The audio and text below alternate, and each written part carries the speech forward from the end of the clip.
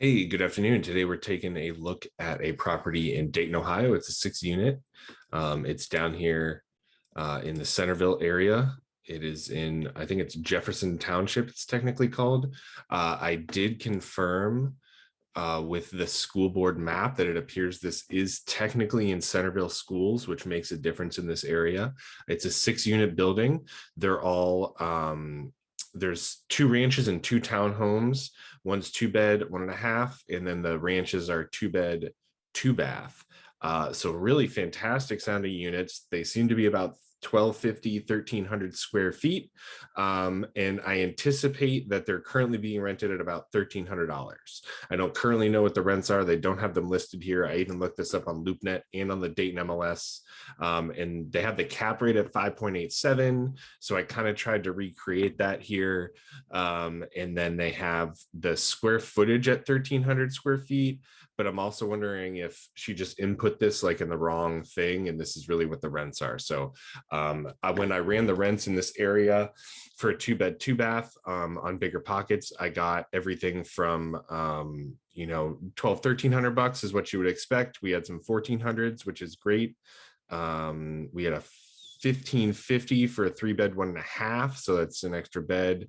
1,600 to get into 3 beds, 1,355 for 2 beds. So certainly market, if it's in good condition, market of 1,400 we can probably get to. So I pulled up two things. I did the as is, like what are they asking, where are the current rents, and like what do I think everything and how it would operate, like if I bought it as is and didn't make any changes, right? So that's what this is. Then I did my target acquisition based off of that. So based off of those numbers, what would I pay and what would I need to go in and move the rents to make this thing worth buying, right? So that's what we got here. So as is, our rental income is $1,300 a month. It's 1,200 square feet. So our gross possible rent is 93,600. Off of that, we're taking a 5% vacancy loss.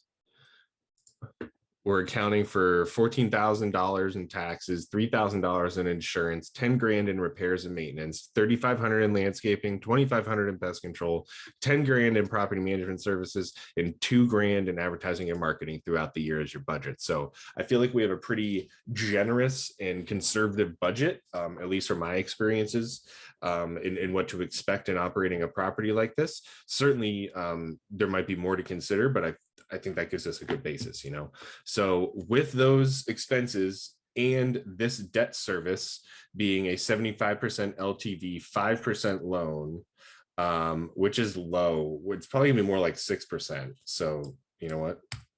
So at a 6% loan, 20-year amortization, and a 5-year term, here's what we get. The as is deal is 750 grand like they're asking for. I've got 1% acquisition cost, which is, like loans and fees and title and everything like that. I've got your loan amount at 75%. I've got your loan specific costs, like your brokerage fees for your loan or anything you do at 1.1%, which I think is fairly standard. And then we've got interest rate at 6%, your ARM at 20, no interest only months. And we're doing a 5-year term. Of course, you can adjust that how you want. That's just what I put in for standardization. From there, we know we got 93.6 in gross income potential. We're getting rid of 45 grand in operating expenses right off the bat. Our CapEx is going to be 6% of that operating expense. We've got a potential rental income again of 93.6. Our operating income, or what we're left, our gross operating income, is 88. Our NOI, or what we're left at, our net operating income, is 43,420. So that's basically what you're left with after operating expenses. And that's what your cap rate is based off of. So we've got a total debt service annually, what we pay annually, of $48,000. And if you notice, that's more than what we have in net operating income. So as of right now, although you're getting a 5.8% return for your money in this deal, the debt that we have on the deal does not cash flow. The debt service does not cover it until we get out to year 4, and then you only make $1,000. So close, not really what we would pay, not a good deal to do. So how do we change this? What levers do we pull? What do we like to do? And there's a lot of things you can go down the rabbit hole on. Right now, we don't really have a lot of information to go off of. So what I did is I went to my target acquisition. I started a new deal. Okay. First thing I did is I know that I can go in there and based off of these numbers, I can raise the rents to 1,400. Okay. So if I can confirm that the current state is that rents are not at 1,400, that they're under, which I've already sent that email to the broker, then that's great. We're going to be in there. We're going to raise rents eventually, right? Within one turn of the units. We'll raise rents to at least 1,400, if not more, depending on the condition of the unit. It looks like there's room in the market to go more. We know it's a strong school district. It's a good area. We might be able to push more if the units are in good condition. We've never been inside and we don't really know. So for right now, we're going to be conservative. We also don't really know what the expenses are. Maybe they run a really lean, mean, efficient operation over there, and we're being way too generous on the expenses, and that they've already proven that the building runs more efficiently. Until we get that information, we can't move those levers. So what we're going to do is we're going to adjust the price, and we move the income up to $1,400. We move the acquisition price down to $697, and then we ran the numbers again.